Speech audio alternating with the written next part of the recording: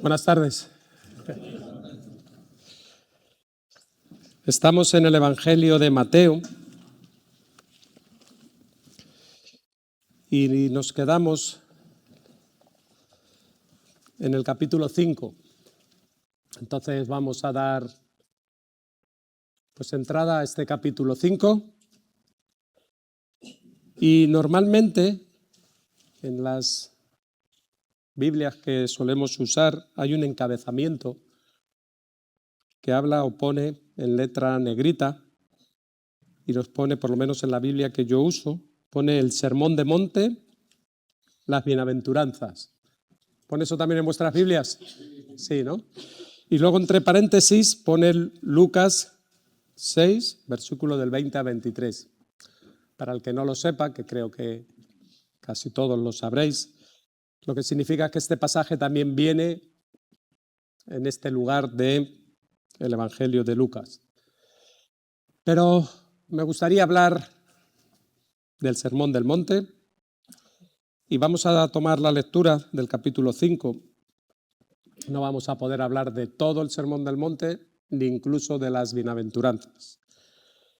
Pero lo que podamos, haremos y abriremos puertas o abriremos camino para poder seguir en el transcurso, ¿no?, de los días siguientes acerca de esta enseñanza del capítulo 5, 6, 7 de Mateo, que es donde nos habla acerca de este Sermón del Monte. Y nos dice el versículo 1, dice que viendo la multitud subió al monte y sentándose vinieron a él sus discípulos.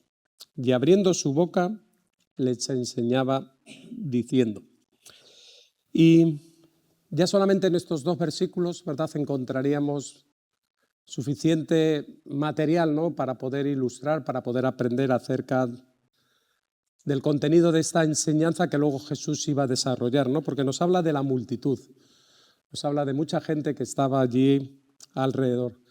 También nos habla de que Jesús, por algún motivo, que no sabemos, que subió al monte. Este monte, bueno, pues algunos le focalizan o le incluyen en un lugar determinado, pero se ha quedado con el nombre de el monte del sermón, ¿no? Es como mejor se le conoce, ¿no?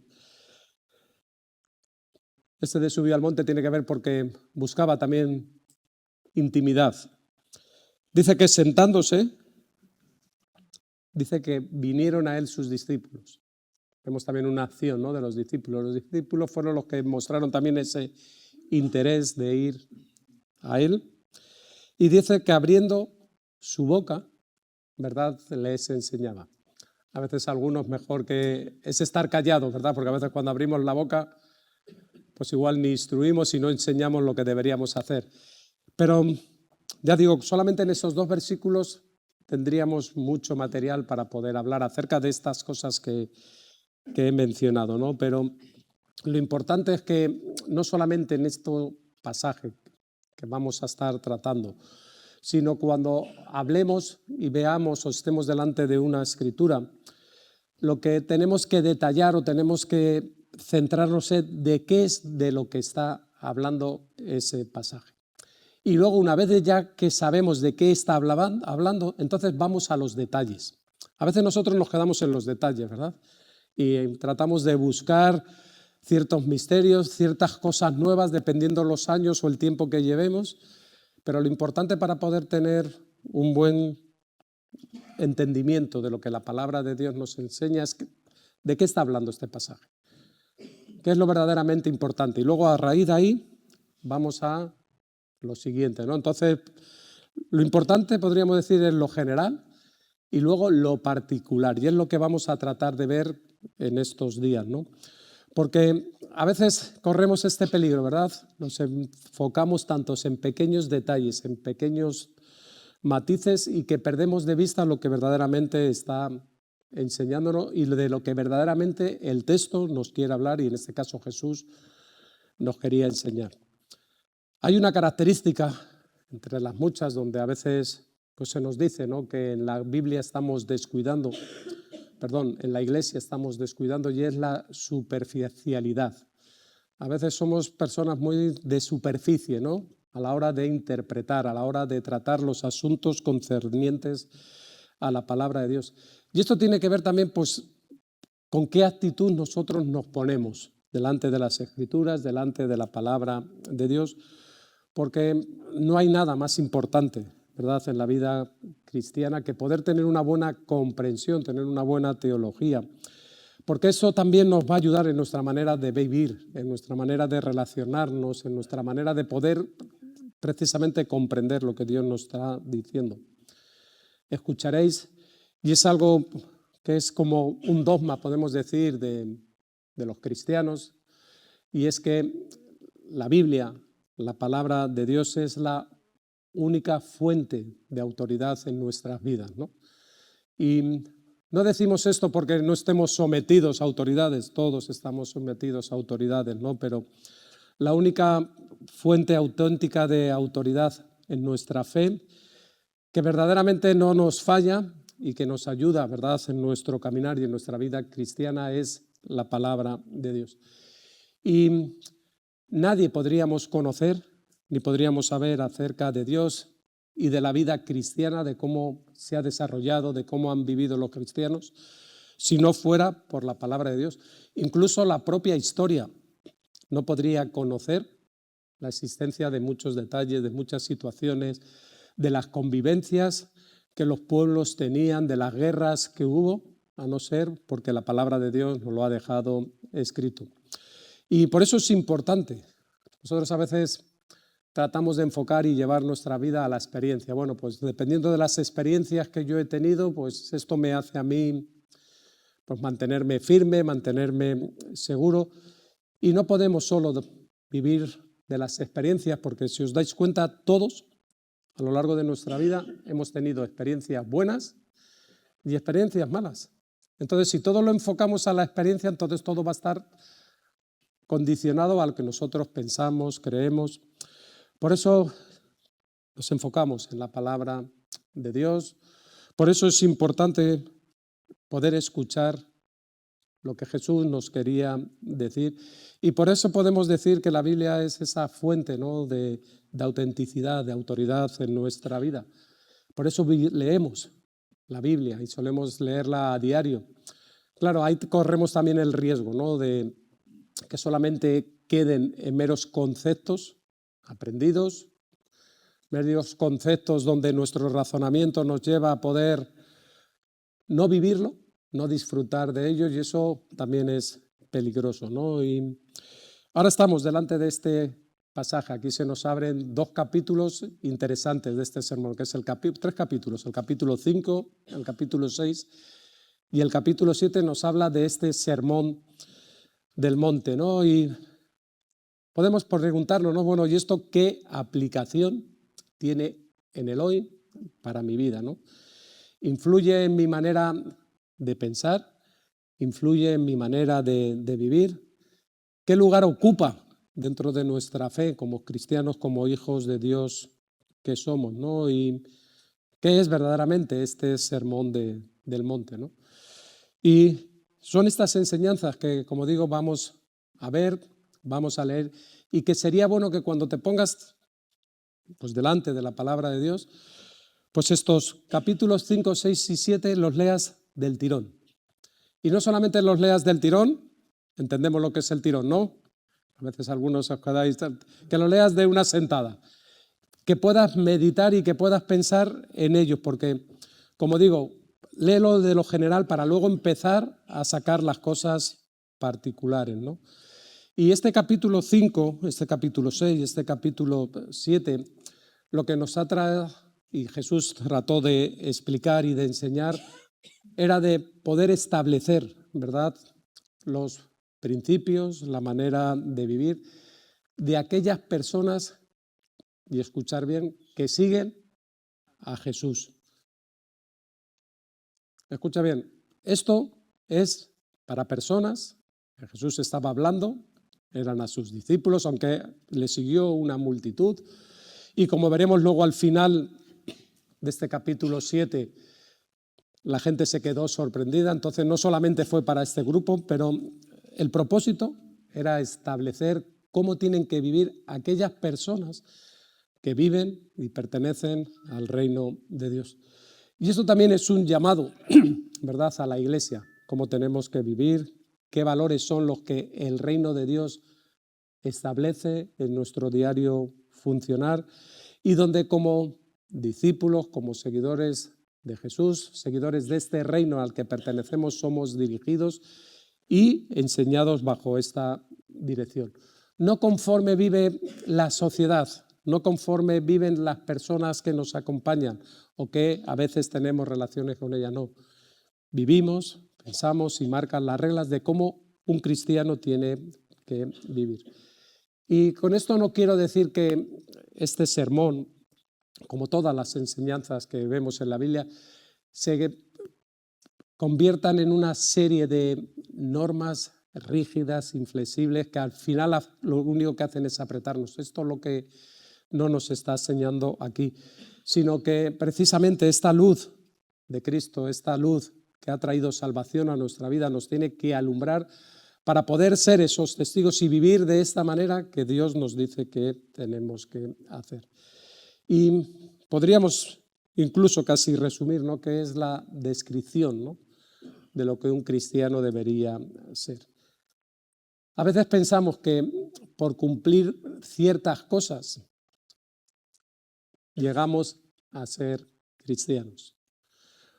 Y podremos traerlo también a esta enseñanza. Entonces, si yo cumplo lo que dice aquí, si yo hago las cosas que nos dicen en estos capítulos, entonces yo soy un cristiano. No. No somos salvos por obras, no somos salvos por lo que hacemos. Las obras vienen como consecuencia de nuestra vida en Cristo. Somos salvos por medio de la fe, es una gracia de Dios, y como consecuencia de ser cristianos, entonces sí que estas cosas que vamos a leer tienen una apreciación y una implicación en nuestra propia vida. Y esto lo que nos habla es de cómo este reino de Dios que se ha acercado, como leíamos y nos enseñaron en los capítulos anteriores, tiene una influencia en nuestra vida, ¿verdad?, en nuestro corazón, cómo esta palabra de Dios verdaderamente transforma, nos cambia y nos identifica con este reino del que somos partícipes y donde Cristo, ¿verdad?, es nuestro Rey. Y como hemos visto en el capítulo 4 que nos estuvieron enseñando, este reino se ha acercado. Cuando Cristo vino, ¿verdad?, este reino se acercó, no se ha implementado todavía, esto vendrá en la segunda venida, pero ahora este reino está en los corazones y empezamos a vivirlo los creyentes, los cristianos, las personas que hemos nacido de nuevo. Y por tanto este reino está presente en la vida de la Iglesia, ¿verdad? Cuando tú naces de nuevo, cuando Cristo, ¿verdad?, está en tu vida, ese reino de Dios está dentro de ti. Claro que en el futuro, cuando Cristo venga en la segunda venida, plenamente será instaurado. Y la Biblia nos habla de 1000 años, donde Él ejercerá ese reinado. Algunos intérpretes lo espiritualizan, piensan que esos 1000 años no son literales, otros piensan que esos 1000 años son literales, que se van a cumplir fielmente. Pero en el día de hoy, donde Cristo reina, ¿verdad?, ahí está el reino de Dios. Y si Cristo está reinando en tu corazón, si Cristo está reinando en tu vida, ¿verdad?, tú eres partícipe de ese reino de Dios.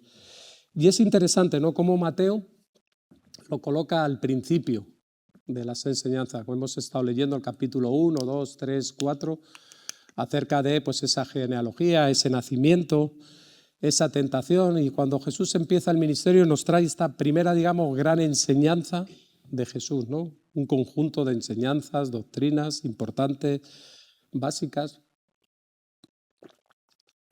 Y Mateo lo coloca ahí. Como sabemos, Mateo es un evangelio que principalmente estaba dirigido al pueblo judío, conocedores de que un Mesías iba a venir, ¿verdad? Pero claro, ellos esperaban un cambio de un gobierno pues, político, un gobierno militar donde este Mesías viniera en cierta manera como el rey David había venido. Pero claro, Jesús viene con otros principios, otros valores, y donde ellos veían, digamos, este gobierno militar, este gobierno político, Jesús lo enfoca y lo dirige a algo espiritual. Claro, el choque, las cosas que en estos sermones, en estas palabras de Jesús, pues como vamos a ir viendo, va a ser un poco contradictorio para todos ellos. Pero es que eso es el centro del Evangelio, ¿verdad? Este reino, este rey que ha venido, que transforma los corazones. No solamente viene a hacer un cambio moral, un cambio ético en nuestras vidas, viene a cambiarnos, a transformarnos. Entonces podemos decir, ¿no?, que este sermón del monte, donde vamos a sacar luego muchas enseñanzas, algunas ya os anticipo, no os va a gustar escucharlas, ¿eh? Cuando empieces a leer el capítulo 5, el capítulo 6, el capítulo 7, va a haber algunos que no os va a gustar, pero lo que está escrito, escrito está, en verdad. Pero lo que sí es seguro que este sermón del monte no trataba Jesús de establecer, podríamos decir, un programa social, ¿verdad? Algo de ámbito de decir, bueno, pues para que toda esta multitud se encuentre a gusto, se encuentre cómoda. No. Tampoco es una explicación de la ley. Cristo vino a cumplir la ley y vamos a encontrar términos donde nos habla de la ley. Jesús, vas a poder ver que oísteis que fue dicho, pero yo os digo. Y no solamente es algo que tiene que ver con el futuro, que también hay cosas, ¿verdad? Pero lo que nos está hablando o nos está dando es una descripción de cómo tienen o cómo tenemos que vivir los verdaderos cristianos.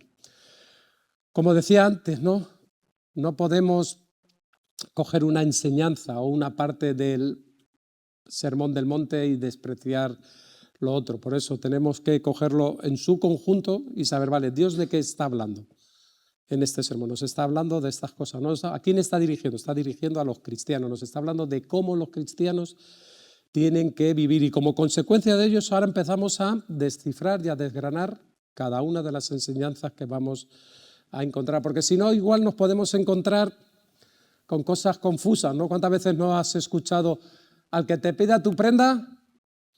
¿Qué? Al que te pida tu chaqueta, te pida tu capa, ¿qué haces? O al que te pida, o si te dan una torta, ¿qué tienes que hacer? Poner la otra mejilla, ¿no? Y si nos quedamos con estas cosas de la enseñanza, pero tenemos que entender lo general. ¿Estas cosas están ahí?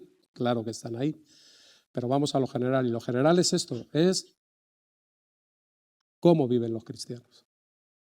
Cómo reaccionamos los cristianos a las diferentes cosas que nos encontramos, ¿no? Porque esto solamente vas a tener sentido en tu vida si verdaderamente eres un hijo y eres una hija de Dios.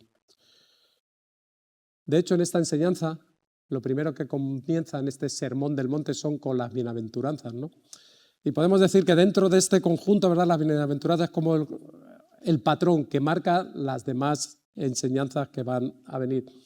Porque dependiendo de esto, todas las demás, como vamos a ir viendo, tienen una consecuencia. Unas bienaventuranzas hilan con las otras y las otras enseñanzas te vas a dar cuenta que están hiladas.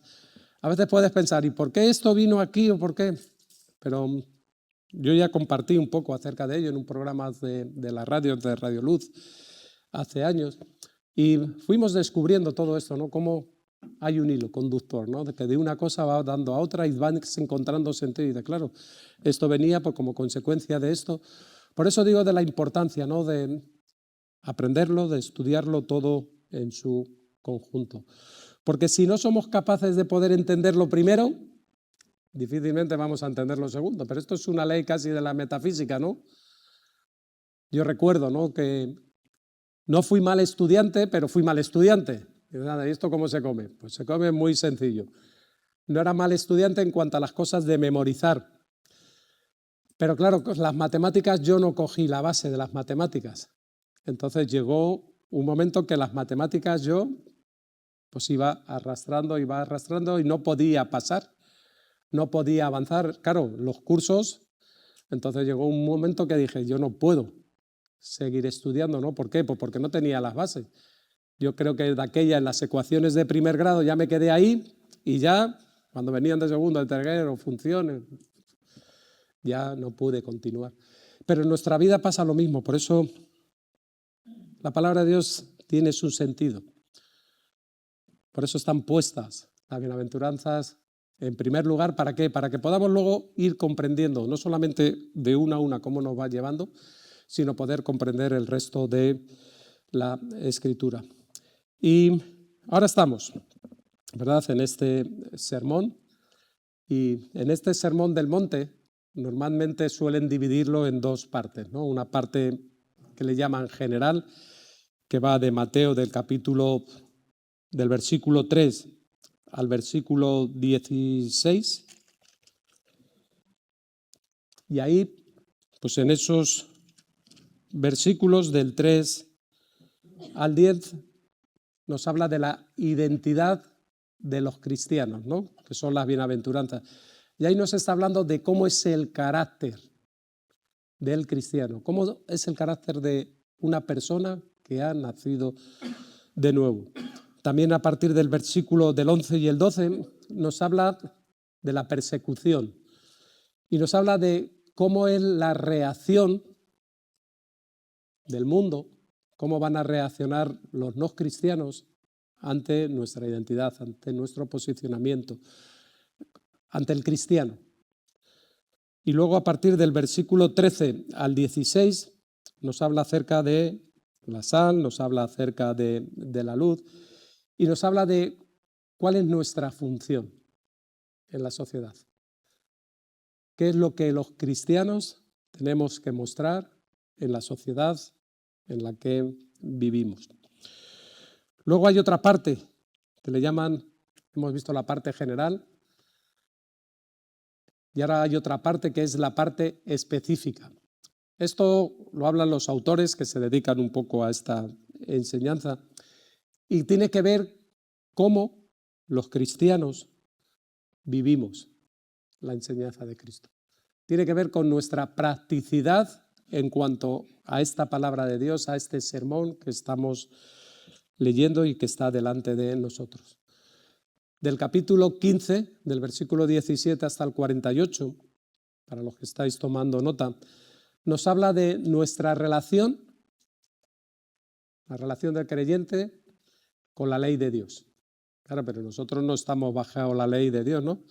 Pero nos habla de la relación de esas leyes, ¿verdad? En cuanto al homicidio, en cuanto al adulterio, en cuanto a la venganza, en cuanto al amor al prójimo. Luego, si vas al capítulo 6, nos habla de cómo tiene que ser o cómo es la vida del creyente delante de Dios. El primero era con respecto a la ley. Ahora, cómo es nuestra vida delante de Dios. Cómo es tu devocional, cómo es tu manera de orar con Dios, cómo es tu manera de ayudar a los demás, cómo es tu ayuno, cómo es tu confianza en Dios. Y luego del versículo o del capítulo 7 en adelante nos habla de ese juzgar, de ese juicio, ¿verdad? Donde nos habla de esto, de este juicio, de esa puerta estrecha, de los falsos profetas, de estar sobre las rocas. Entonces, como digo, ¿no?, esto es un compendio de muchas cosas, pero que tiene una estructura que creo que es importante que la podamos comprender. Yo sé que estamos ya con ganas de ir a la cama, estamos cansados del día de trabajo, pero es importante este sermón del monte, porque como digo, esto es para cristianos, es para creyentes, y es lo que tiene que marcar tu pauta para poder comprender de una manera general lo que luego de una manera individual vas a aplicar y vas a vivir en cada una de tus relaciones, ya sea con la sociedad en la que vives, ya sea en tu hogar, ya sea en tu relación con Dios, ya sea en tus apreciaciones de la vida. Esto es fundamental. Y no sacar cosas de contexto o no quedarte solo con una parte o es que yo esto no he tenido una revelación. No vivimos solo de revelaciones, vivimos de la autoridad, de la palabra de Dios, vivimos de las revelaciones, vivimos de esta seguridad de lo que Dios y este primer mensaje, podemos decir, de Jesús, implica y trae a nuestras vidas. Y a partir de este versículo 2, Mateo 5 empieza a hablar de las bienaventuranzas. Y cuando te pones delante de las bienaventuranzas, las vamos a leer, quiero que te quedes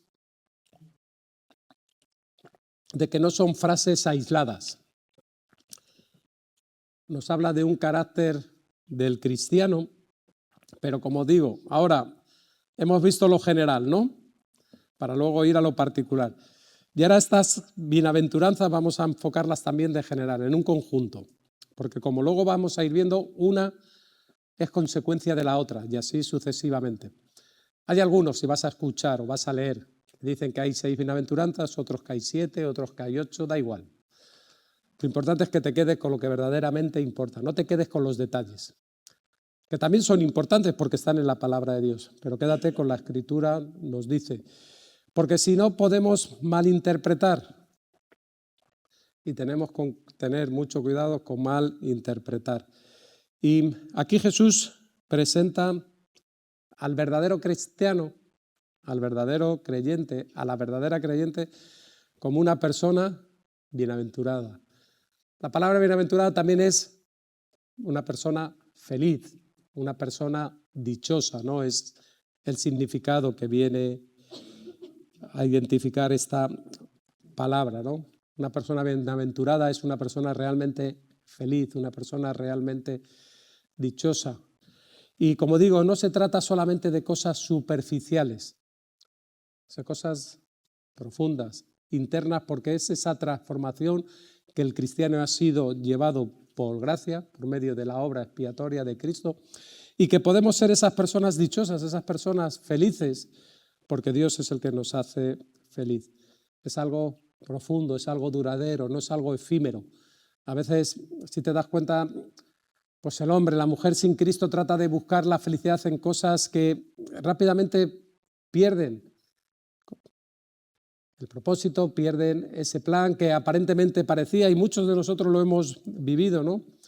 A veces hemos buscado por cuántos caminos la felicidad, pensando que esto iba a llenar plenamente nuestras vidas, ¿no? Con placeres, con satisfacción, con viajes, con 40.000 cosas que hemos podido tener. Y desgraciadamente muchos de nosotros nos hemos dado cuenta que estas cosas que buscábamos, lo que ha producido ha sido mayores problemas. Entonces no estamos hablando de esa felicidad, ¿no? Ese felices, ¿por qué? Porque ha habido un cambio y es una realidad que está dentro de nosotros, ¿verdad? Que nos hace ser felices, aunque no todos los momentos son buenos, aunque no todos los momentos estamos contentos, pero hay una gracia, hay una dicha de Dios, ¿verdad? En nuestra vida que nos hace ser bienaventurados, ser dichosos, ser felices. Entonces aquí, en estas bienaventuranzas, lo que va a describir es a ti como cristiano. Por eso es importante que las leamos. Y las vamos a leer todas en conjunto para que te des cuenta cómo una lleva a la otra, aunque no vamos a hablar de ella. Voy a hacer esta introducción ahora acerca un poco de las bienaventuranzas y vamos a dejarlo aquí.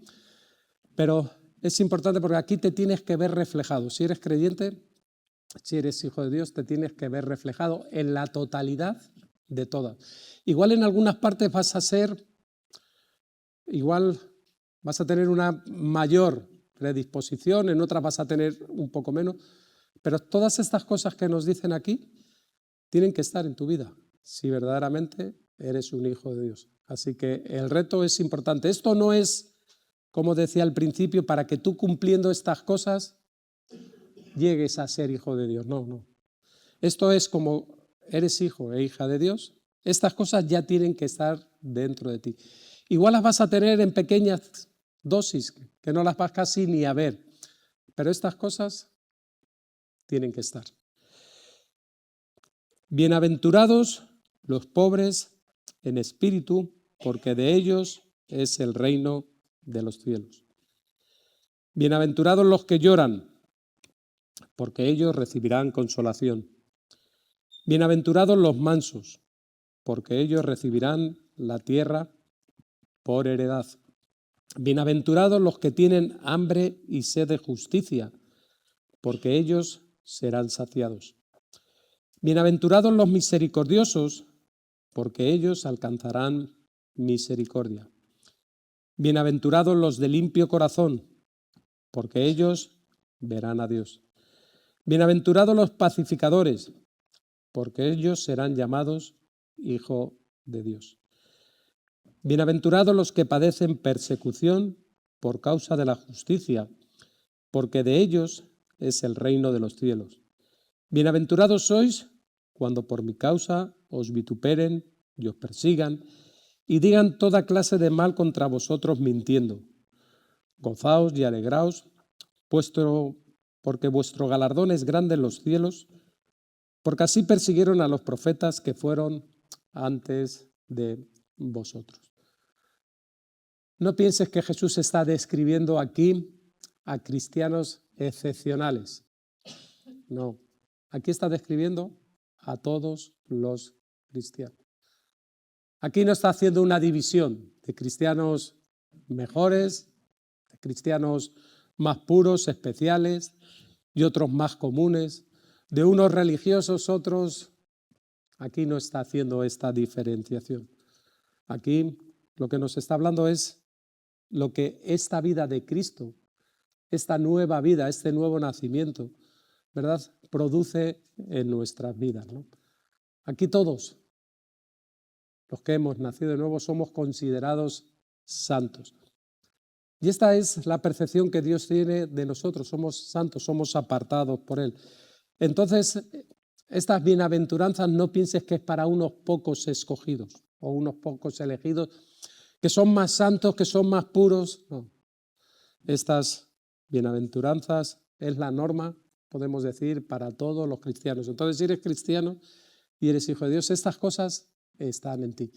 Igual están en pequeñitas dosis, igual están en pequeñas cosas que igual incluso tú no ves, pero todas estas cosas tienen que estar.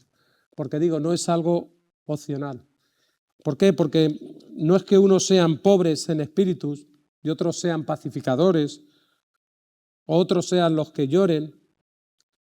No, todos los cristianos nos vemos identificados ahí.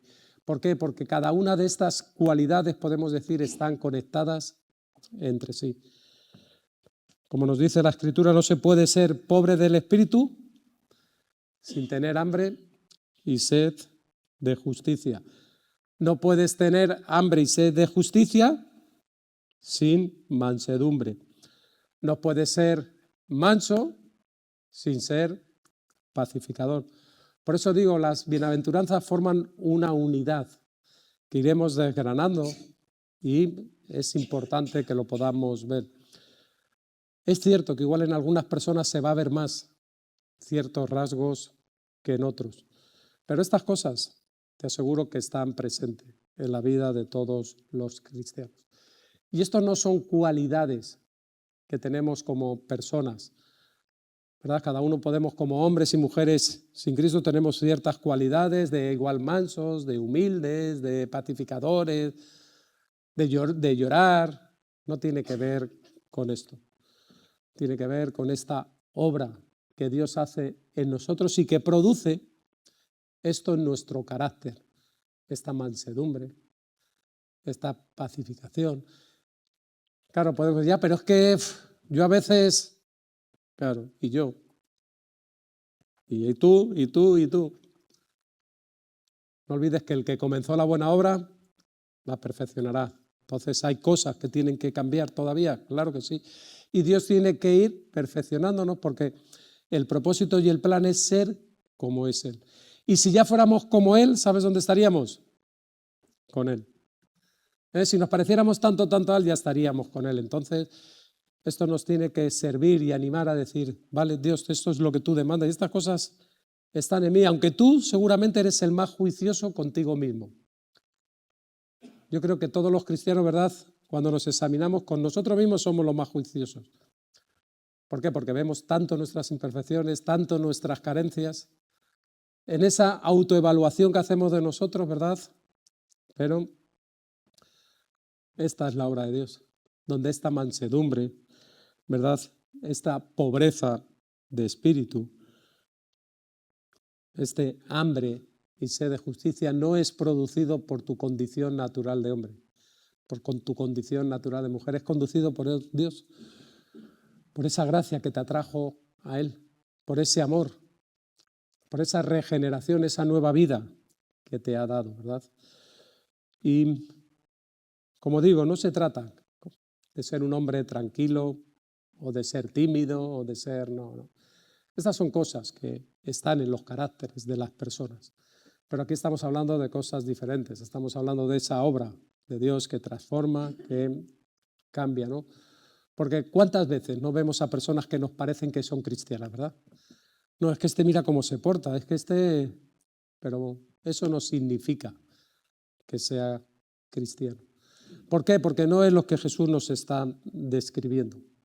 Porque no es algo que en nuestro nacimiento carnal ha nacido con nosotros, sino es algo que ha producido ese nacimiento espiritual.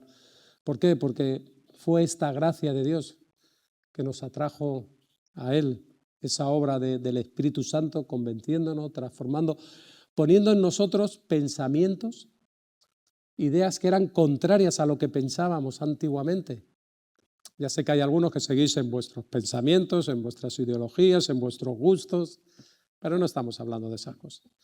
Estamos hablando de ese carácter de Cristo en tu vida, ese reflejo de lo que tú manifiestas. ¿Qué es este reflejo de Cristo? Tiene que ver con esta transformación, ¿verdad? Y que al final con estas bienaventuranzas lo que nos pone en contraste es esta obra de Dios, esta obra transformadora de lo que Dios hace en nosotros. Personas que éramos completamente diferentes a todo lo que aquí se nos nombra, pero que por una gracia especial, por medio del Espíritu Santo, esta transformación, Dios ahora nos pone delante de Él en esta situación. Entonces, las bienaventuranzas no describen tu personalidad, mi personalidad. Nos habla, ¿verdad?, de esa vida espiritual dentro de nosotros, transformada por el amor de Dios. Y estas cosas tienen que estar, porque lo hemos visto, éramos orgullosos, seguimos siendo un poco, pero Dios ha traído humildad a nuestras vidas. Igual no toda la que necesitamos, pero Él va haciendo la obra. Somos impulsivos, pero Dios ha traído también cierta mansedumbre, ¿verdad? Empiezas a evaluar y empiezas a ver todas estas cosas y dices, claro, pero yo antes era todavía más impulsivo, ahora soy más manso. Pues esta es esta obra del Espíritu Santo. Yo antes iba de duro por la vida, ¿no? Y ahora te das cuenta que pues eres misericordioso, que tiendes la mano al necesitado. Antes eras conflictivo y ahora resulta que eres pacificador. Que cuando ves a dos que están discutiendo, ¿dónde vas? Y esto es esta vida que obra por el Espíritu Santo en nuestras vidas y que manifiesta, ¿verdad?, esta identidad con Cristo y esta transformación, ¿no? Y nos habla de este carácter completo que Dios hace en las personas. Y esto es lo que nos hace verdaderamente ser feliz. Yo sé que a veces nos vamos a ver lejos de muchas de estas cualidades o estas virtudes.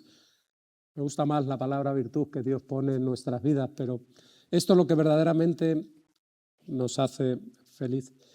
Y estas son las cosas que, aunque no lo vemos, se manifiestan en nuestra vida.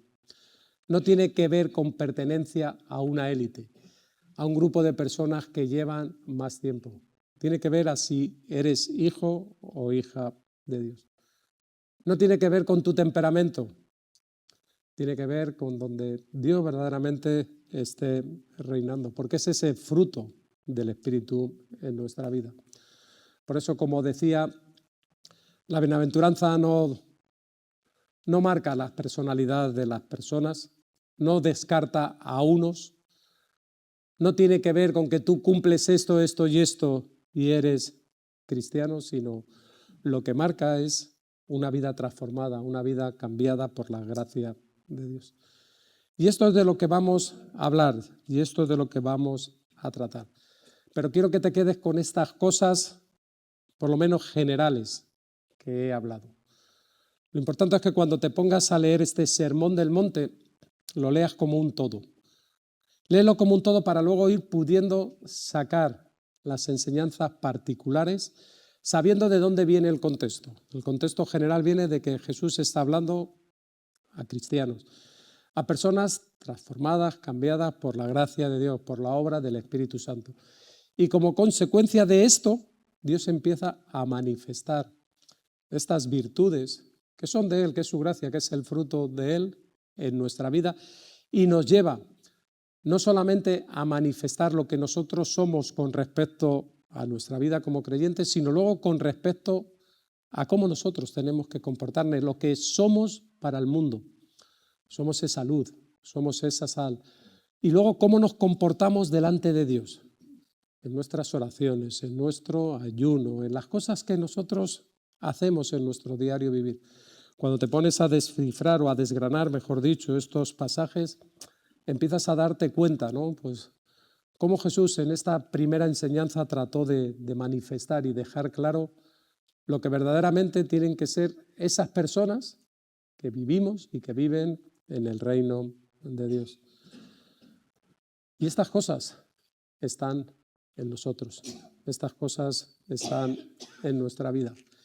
Y solo me gustaría haceros una pregunta, donde no me la tienes que contestar a mí, aunque yo te la lanzo a ti y te la tienes que contestar a ti. Y es si verdaderamente Dios gobierna tu vida. Él es el Rey, el reino de los cielos se ha acercado. Y si Él reina, hay un gobierno de Él donde sus leyes, sus normas se llevan adelante. Y tienes que preguntarte, yo también, ¿gobierna Dios mi vida? Estas cosas que estamos leyendo y vamos a leer, ¿se dan en mi vida? ¿Cuál es mi reacción a lo que leo, a lo que escucho? Porque estas cosas van a revelar verdaderamente si hay una vida espiritual dentro de ti. Porque esta es la identidad. El Espíritu de Dios da testimonio a nuestro espíritu ¿de qué? De que somos hijos de Dios. Y si somos hijos de Dios, ¿verdad? Esa vida del Espíritu está en nosotros y nos guía y nos dirige a vivir conforme las normas establecidas por Dios. Pero no de una manera, ¿verdad?, que nos atrapa, que nos deja, no. Porque nos está diciendo bienaventurado. Puede decir, pues vaya bienaventuranza o vaya bendición que hay en llorar. Bueno, quédate con la parte de que vas a ser consolado. Vaya bienaventurada en ser pobre de espíritu. Bueno, pues tuyo es el reino de Dios. Y cuando vayamos descifrando cada una de estas bienaventuranzas, te darás cuenta de decir, es que yo soy ese. Yo soy esa persona que está describiendo aquí. Y igual tienes un poquito de unas más, de unas menos, pero tú eres esa persona si verdaderamente has nacido de nuevo y eres hijo de Dios. Y si no, no trates de esforzarte en cumplirla, porque esto no te va a hacer ni hijo ni hija de Dios. Por mucho que trates de cumplirlo en tus fuerzas, en tu ánimo, en tu impulso, estas cosas son las que viven los hijos de Dios porque pertenecen a este reino de Dios. Así que si no eres hijo o hija de Dios, no te esfuerces por cumplirla, esfuérzate en la gracia, esfuérzate en que Dios pueda tocar tu corazón, en que Dios te guíe al arrepentimiento y con tus labios puedas confesar y recibir a Cristo como Señor. Y nada más. Vamos a orar. Vamos a pedir también al grupo de alabanza que nos cante alguna alabanza y damos gracias a Dios. Padre amado, bendito es tu nombre, bendito eres tú y el Dios santo, Señor, el Dios creador de los cielos, de la tierra, el Dios perfecto que todo lo has hecho, Señor, conforme a tu voluntad y a tus designios, que nos has dado a tu Hijo Jesucristo, Dios, Señor, para propiciación por nuestros pecados, para recibir el perdón y no solo eso, para vivir una vida victoriosa, una vida como tú nos dices en estas enseñanzas, bienaventurada, bendita, dichoso, feliz, Señor. Y eso los que somos, tus hijos, Señor. Personas que lloran, personas con tribulación, personas con dificultades, pero personas victoriosas porque vivimos en tu reino, Señor. Tu reino se ha acercado, tu reino está en nosotros porque tú gobiernas y diriges nuestro corazón. Gracias, Dios, que podemos acercarnos a ti en esta seguridad, en esta confianza, Dios, para clamarte, para rogarte, para adorarte, para ensalzarte y también para darte gracias por lo que eres, por lo que haces y por lo que vas a seguir haciendo. Guarda, Señor, nuestras vidas. Haznos disfrutar de este deleite, de estas bendiciones que están unidas a tu persona, a ti, Dios, Señor. Y gracias por mis hermanos, mis hermanas, Señor. Ruego y pido por ellos, Señor. Y gracias también por toda esta obra perfecta que en la persona de Cristo haces en nosotros. Gracias, Jesús.